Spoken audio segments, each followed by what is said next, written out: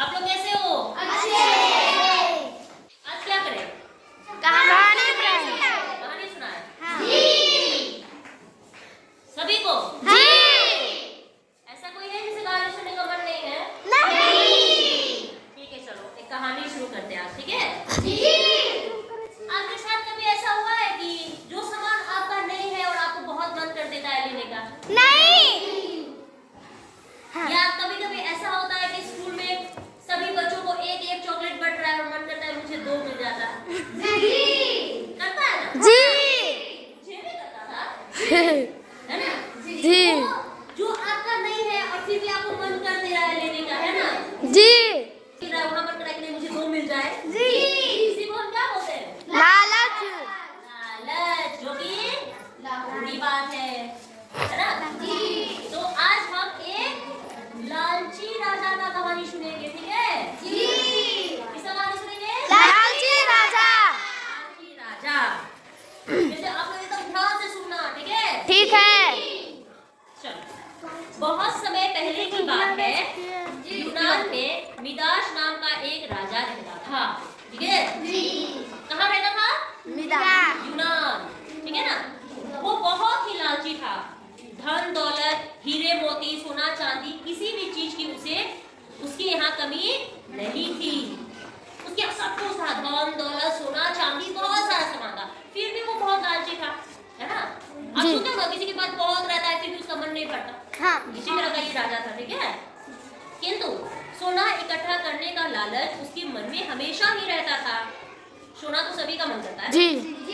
आपका भी मन करता है? जी। सोना का आभूषण पहने। जी। हाँ, हम लोग के पास तो नहीं है तो मन कर रहा है। राजा के पास बहुत था, फिर भी उसे मन करता था, ठीक है? सोने के अलावा वह केवल अपनी पुत्री को ही प्यार करता था। उसे सोना सबसे ज्यादा प्यारा था और उसके अलावा उसकी पुत्री। है ना? कहने का तात्पर्य यह है कि अपनी पुत्री और सोने के अलावा उसे किसी भी चीज से प्यार नहीं था। उसे वो दुनिया में सिर्फ 2 ही चीज से प्यार करता था। पहला सोना चांदी, पुत्री। मिदास स्वप्न में भी सोना इकट्ठा करने का सपना देखता था। हम लोग भी कभी रात को सोते तो सपना देखते हैं? हाँ। जी। लेकिन राजा अपने सपने में सिर्फ सोना इकट्ठा कर रहा था, ठीक है? एक दिन मिदास खजाने में बैठकर सोना की ईंट और असरफियां गिन रहा था कि वहां उसने एक देवदूत को देखा। अब वो बैठ के सोना का ईंट असरफियां सब इकट्ठा कर रहा है, ठीक है? वहां वो देवदूत को देख लिया, ठीक है? इतने सोने को देखकर देवदूत ने राजा से कहा, मिदास तुम तो बहुत धनवान हो। मिदास ने उदास होकर कहा, मैं धनवान नहीं हूँ, मेरे पास तो बस थोड़ा सा ही सोना है। इतना सोना देने के बाद तो कोई भी हैरान हो जाएगा ना? जी। देवदूत भी हैरान हो गया। वो बोले कि मिदास तुम तो बहुत धनवान हो, तुम्हारे पास बहुत सोना है। वो बोला नहीं, मेरे पास बहुत कम है, ठीक है? देवदूत ने कहा, मिदास तुम सचमुच बहुत लालची हो। तुम्हें इतना सोना पाकर भी खुशी नहीं है। तुम्हें इतना सोना पाकर भी खुशी नहीं है, फिर तुम्हें और कितना चाहिए? मिदास ने उत्तर दिया, मैं जिस वस्तु को भी स्पर्श करूं वो सोना हो जाए। वो देवदूत बोला कि तुम्हारे पास इतना है फिर भी तुम मतलब कि क्या बोला? मतलब वो बोला कि तुम बहुत लालची हो, तुम्हारे पास इतना सोना है फिर भी तुम्हें कितना चाहिए, ठीक है? वो बोला कि वो जिस चीज को स्पर्श करे, स्पर्श मतलब छूना। अगर वो डस्टर को छुए तो डस्टर क्या हो जाएगा? सोना। ब्लैकबोर्ड को छुए तो सोना। यानी वो अगर कोई भी चीज को छूता है तो वो क्या हो जाना चाहिए? सोना। ठीक है? मिदास की मूर्खतापूर्ण बातें सुनकर देवदूत हंसकर बोला, ठीक है, कल से तुम जिस भी वस्तु को स्पर्श करोगे वो सोने की बन जाएगी। अब उसे ये आशीर्वाद मिल चुका था कि आप तुम कुछ भी छुओगे तो क्या हो जाएगा? सोना। देवदूत की बात सुनकर मिदास बहुत खुश हुआ और सुबह होने का इंतजार करने लगा। उसे सारी रात नींद नहीं आई। अब हमारे साथ भी होता है ना, जब हमारा रिजल्ट आने वाला होता है तो हमें रात को नींद नहीं आती। जी। कल क्या होगा, कल क्या होगा? अब लेकिन मिदास का तो दूसरा बात था कि उसे वरदान मिला था कि कल से तुम जो भी सामान छुओगे वो सोना बन जाएगा। बेटी छुटन तो सोना पे बदल जाएगा। तो रात भर नहीं सो पा रहा था, ठीक है, उसे नींद ही नहीं आ रही थी। बेटी छुटन बेटी भी मिडास रात भर यही सोचता रहा कि अब कब दिन निकलेगा और कब उसका सपना पूरा होगा, ठीक है, वो इंतजार करते रह गया।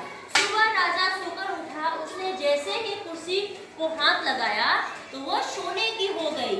अब राजा उठा और सबसे पहले कुर्सी पे हाथ रख दिया, कुर्सी सोना हो गई, ठीक है। और सोना मेज को छुआ यानी टेबल को छुआ तो वो भी सोना हो सोने की गया। हो गई। अब तो मिडास खुशी से नाचने लगा, ठीक है। तो अपना खुश हो गया, ये अब हम कोई भी चीज को छुएंगे तो वो सोना में बदल जाएगा। राजा जैसे अपनी बेटी को गले लगाए, ठीक है, वो भी क्या हो गई, सोने की हो गई, ठीक है। राजा सोने की मूर्ति के रूप में अपनी पुत्री को गोद में कब तक उठाए रखता। अब तो वो मिडास के सब्र का बांध टूट गया, वह सिर पीट पीट कर रोने लगा। अब उसकी बेटी सोने की बन गई और उसके गोद में ही है, अब वो ना उतार सकता था, कैसे उतार। अब अपने बेटी को भारी, अब बेटी क्या हो गई, सोने की हो गई, ठीक है, तो भारी वो कितने देर गोद में रखता। अब वो रोने लगा, फूट फूट कर रोने लगा, ठीक है। मिडास को रोता देखकर देवदूत को उस पर दया आ गई। अब होता है ना, जैसे आप किसी को रोते तो माया लग जाता है हमें, जी है ना, ऐसे ही देवदूत को भी माया दया आ गई, ठीक है, उसे भी माया लग गया। ऐसे ही मिडास ने देवदूत को उस पर देखा तो वह और जोर से रोने लगा और बोला, कृपया अपना वरदान वापस ले लीजिए, मुझे सोना नहीं चाहिए। कभी कभी हम लोग पहले से रो रहे होते हैं और अपने मम्मी पापा को देख के और चिल्ला रहे होते हैं। जी मिडास को भी वैसे ही हुआ, वो पहले से रो रहा था, जैसे वो देवदूत को देखा वो एकदम चिल्ला के रोने लगा, बोला कि प्लीज आप अपना वरदान वापस ले लीजिए, मुझे सोना नहीं चाहिए। ठीक है। मेरी समझ में आ गया है कि मनुष्य सोने के बिना जीवित रह सकता है, लेकिन रोटी और पानी के बिना जीवित नहीं रह सकता।